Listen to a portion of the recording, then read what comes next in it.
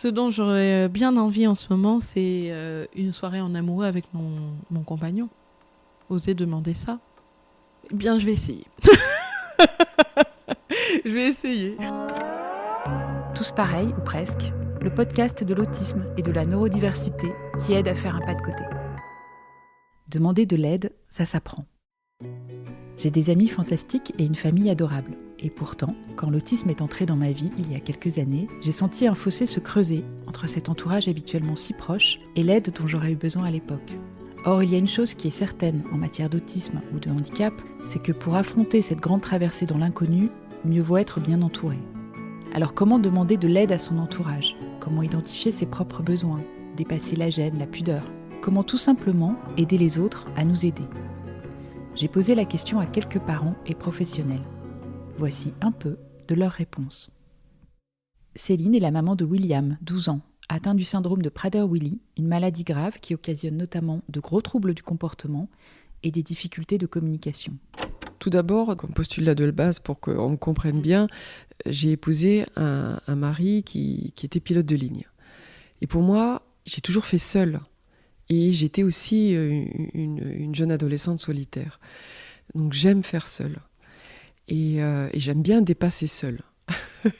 Donc moi aujourd'hui, j'ai besoin d'aide pour boire un thé, pour aller aux toilettes, pour faire la cuisine, pour pas qu'il dévore la coupe de fruits pendant que je suis en train de faire griller la viande, pour conduire, parce que quelquefois il peut me frapper pendant que je conduis parce qu'il est très en colère. J'ai besoin d'aide pour vivre. Et ça, je m'en suis pas rendu compte. Donc j'ai compensé. Je voulais faire, je l'ai écrit, je me souviens un jour dans mon journal intime, pour faire comme les autres. Il a fallu que j'apprenne à demander. Ça a été très très difficile. Très très très difficile. Déjà demander à mon mari, et puis me mettre à demander aux intervenants professionnels. Donc vraiment au début, j'ai refusé de demander à l'aide. Des témoignages comme celui-là, Amandine Viau en a entendu beaucoup chez les parents qu'elle a rencontrés. Amandine anime en effet des ateliers pour l'association Handicimo sur le thème de l'entraide entre les parents d'enfants avec handicap et leur entourage. Et elle observe que demander de l'aide, c'est loin d'être évident. Alors effectivement, le projet Tu aides, je t'aide, il est né à la base avec une grande enquête parce qu'on a cherché à comprendre finalement pourquoi c'était pas plus naturel pour les parents aidants de recevoir vraiment de l'aide de leurs proches. Et donc au niveau des chiffres, ce qu'il en est ressorti, globalement, c'est que les parents, ils reçoivent peu d'aide spontanée. Et surtout, ils n'osent pas en demander. Et du coup, on leur a demandé pourquoi c'est si difficile de demander de l'aide. Et donc, le premier frein évoqué, c'est la peur de gêner et la volonté de ne pas imposer à ses proches cette tâche.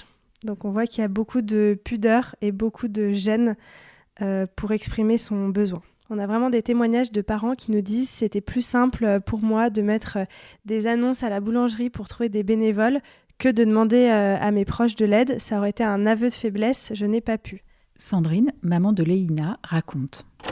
J'ai demandé de l'aide sur les réseaux sociaux.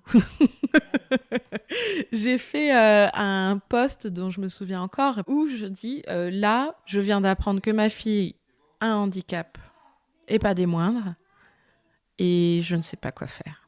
C'est beaucoup plus facile de demander à des inconnus quand on a des personnes autour de nous qui vont être un petit peu dans le déni ou qui vivent mal le handicap, qui sont pas prêts. Il y avait beaucoup de difficultés à reconnaître que ma fille était en situation de handicap et même de polyhandicap. Puis il y a aussi beaucoup de fierté, faut pas se mentir. Demander de l'aide à des personnes qu'on connaît bien, à qui on a l'habitude plutôt de donner de l'aide, quand on est peut-être quelqu'un qui est plutôt dans cette dynamique-là, c'est pas évident non plus. Donc pour moi, ça a été plus simple de demander de l'aide à des personnes que je ne connais pas que de demander de l'aide à des personnes que je connais bien. Donc ça, je reconnais que je pense que c'est lié aux deux parties. Je ne peux pas reprocher aux personnes qui m'entourent de ne pas avoir su m'aider comme je le souhaitais. Parce que, tout simplement, je ne leur ai pas donné les billes pour le faire non plus. Je les ai données à d'autres. Mais c'est vrai que j'aurais aimé, dans l'absolu, avoir une personne de mon entourage proche qui me pose des questions, qui s'y intéresse, qui me dise Alors, comment ça se passe ? Qu'est-ce que tu as fait ? Quelles sont les démarches ? Ah oui, d'accord. Si tu veux, je me renseigne aussi de mon côté. Je regarde avec toi. Oh, j'ai envie de me former aussi. S'intéresser à cet univers du handicap avec moi. Ça m'aurait vraiment soulagée.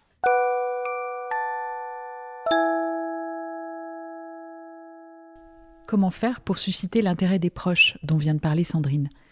Amandine Viau donne quelques clés.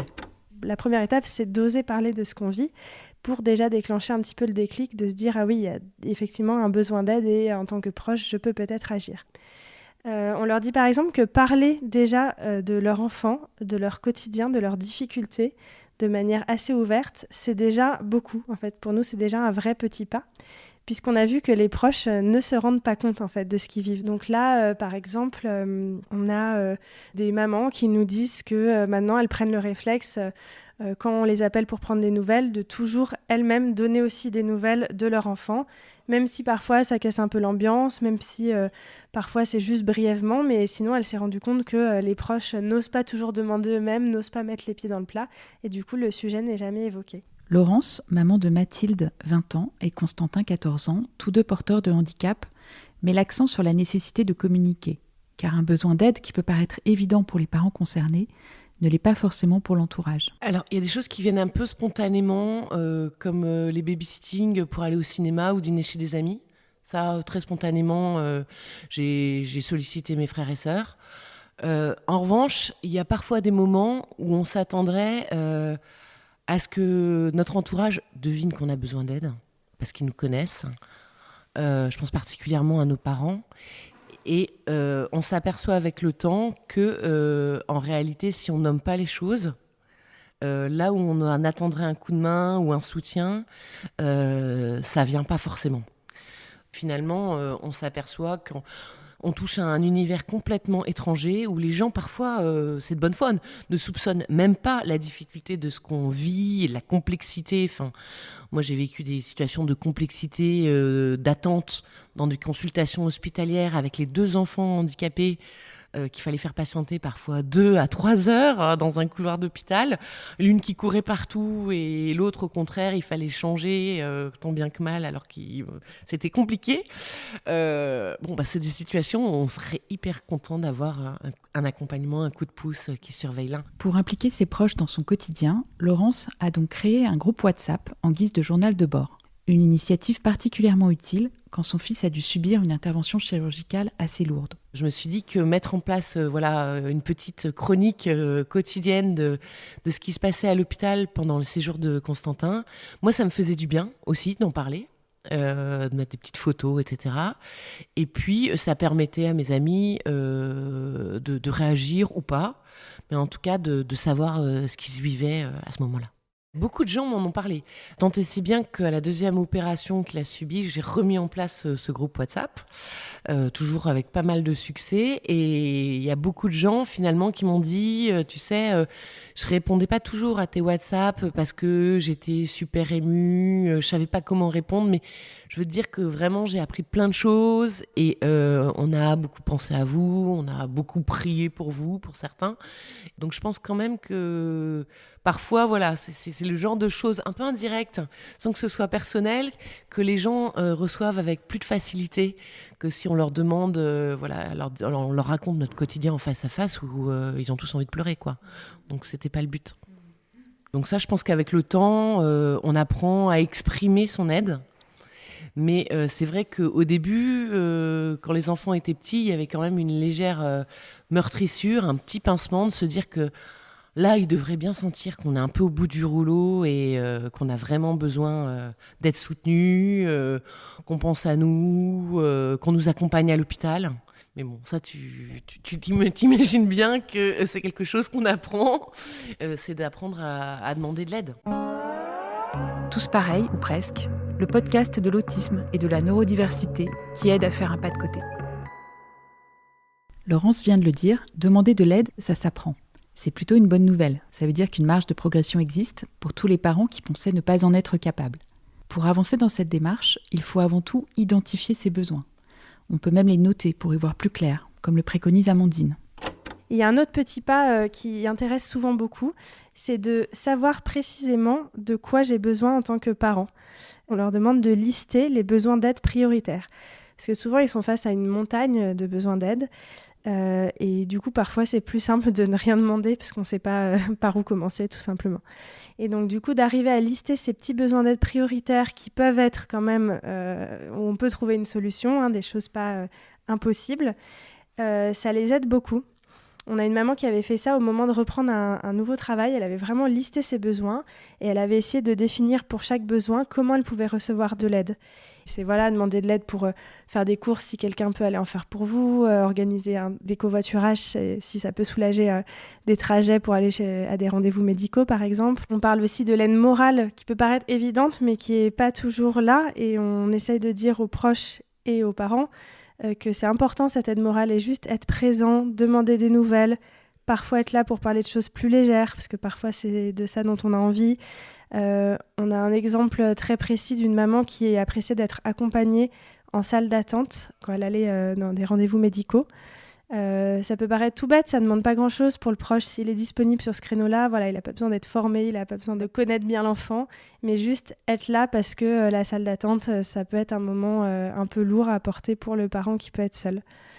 Et en tout cas, en faisant cette petite liste, ça permet aussi de se dire est-ce que finalement mon besoin, je peux le demander à des proches ou est-ce que c'est plutôt vers une association, vers un professionnel qu'il faut que je me tourne.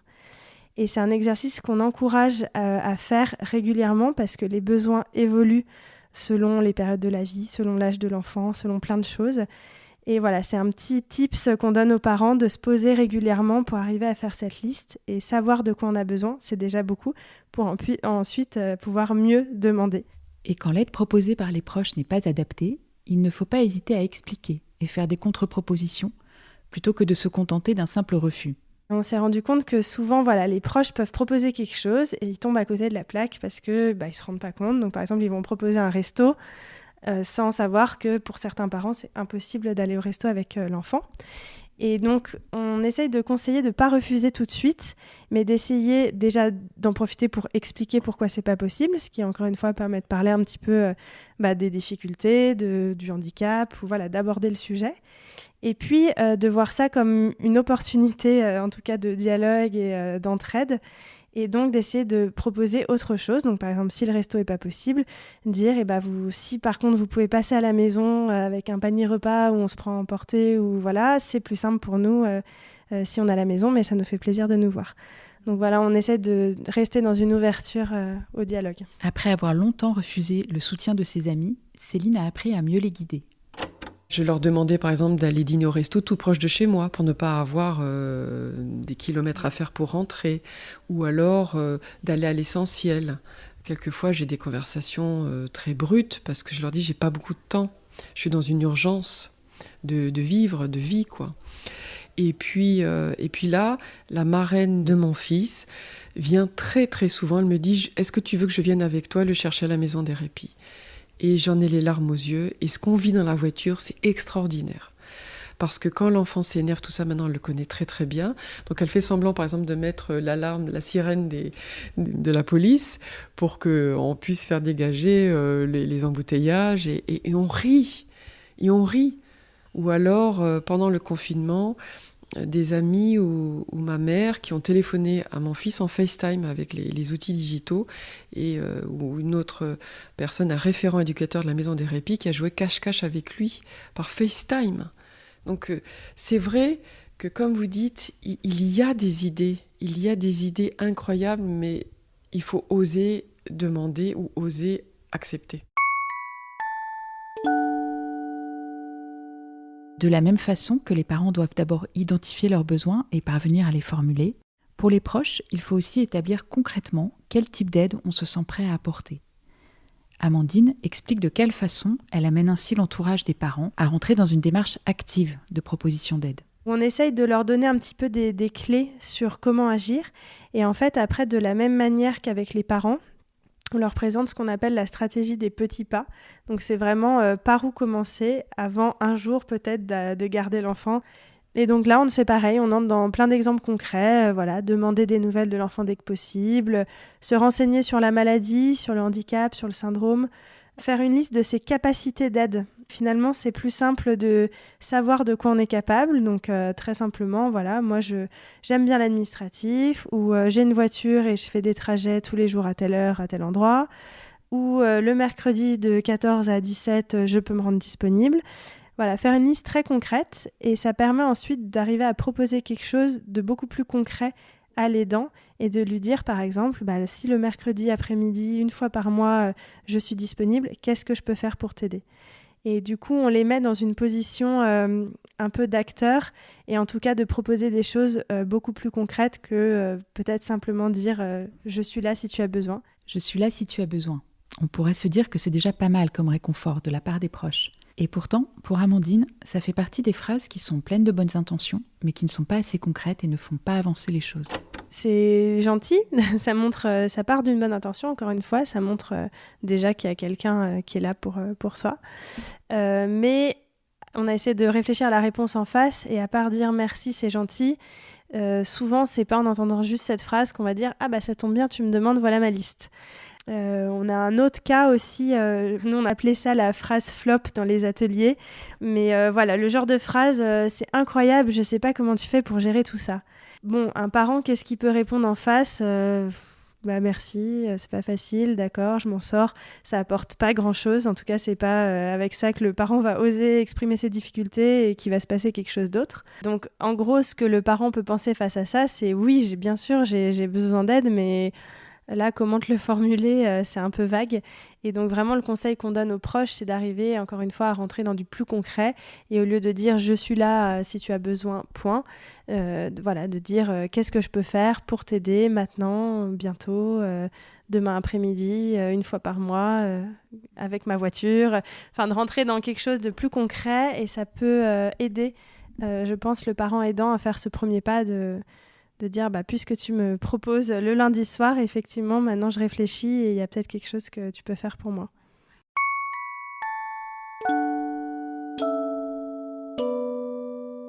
Il y a parfois des initiatives qui sont à l'opposé des phrases flop, de véritables cadeaux qui permettent aux parents de souffler un peu. C'est le cas chez Laurence, la maman de Mathilde et Constantin. On a tout particulièrement une famille d'amis qui, quand on veut partir en week-end en amoureux, vient s'installer chez nous depuis de nombreuses années avec ses 4 enfants et constitue une deuxième famille pour nos enfants. Au départ, ils nous l'ont proposé. Je pense qu'ils se sont pas mal creusé la tête pour savoir comment ils pouvaient nous aider. Et un jour, ils nous l'ont proposé. Je pense qu'on a un peu tardé à leur donner une réponse en se disant quand même, est-ce qu'ils se rendent bien compte du cadeau qu'ils nous font et de ce en quoi va consister leur week-end, à changer des couches, à porter Constantin, à faire des manipulations de fauteuil roulant, trucs plus ou moins marrants. Et en fait, on leur a dit oui. Et à partir du moment où on leur a dit oui, c'est vrai qu'on les a sollicités 1 ou 2 fois par an pendant des années. Et ils l'ont toujours fait avec beaucoup de gentillesse et de simplicité, sans que ça ait l'air d'être une démarche obligée. Donc ça, c'est quand même quelque chose d'assez exceptionnel. Quelle que soit la formule, les possibilités d'apporter de l'aide sont multiples. Faire une activité avec l'enfant, entretenir un peu le jardin d'un parent qui n'a plus le temps de s'en occuper, relire un dossier MDPH, accompagner le parent à un rendez-vous médical, ou encore apporter le repas pour faire un dîner entre amis à domicile. Le choix est vaste. Il n'y a plus qu'à prendre un papier et un crayon pour essayer de faire la liste de ce qu'on pourrait demander ou offrir comme type d'aide. Cet épisode, je l'ai voulu comme un encouragement à ne pas rester seul face aux nombreux défis à relever. Alors faites écouter cet épisode autour de vous. Envoyez-le à vos proches pour que l'on puisse accompagner ensemble ces enfants atypiques. Un dernier conseil d'Amandine avant de se lancer. Une chose à retenir, je pense, des deux côtés, c'est de ne pas se décourager si la demande d'aide ou la proposition d'aide ne fonctionne pas du premier coup. Et vraiment de ne pas fermer les portes. Je pense qu'il y a des situations où des proches ont peut-être déjà essayé beaucoup de choses et se disent un peu je ne sais plus trop maintenant quoi faire. Et à l'inverse des parents qui ont peut-être l'impression d'avoir déjà beaucoup évoqué, ça ne marche pas forcément au premier coup. Par contre, c'est déjà super en fait d'essayer. Et je pense que ça peut déjà déclencher quelque chose des deux côtés. Tous pareils, ou presque, le podcast de l'autisme et de la neurodiversité qui aide à faire un pas de côté.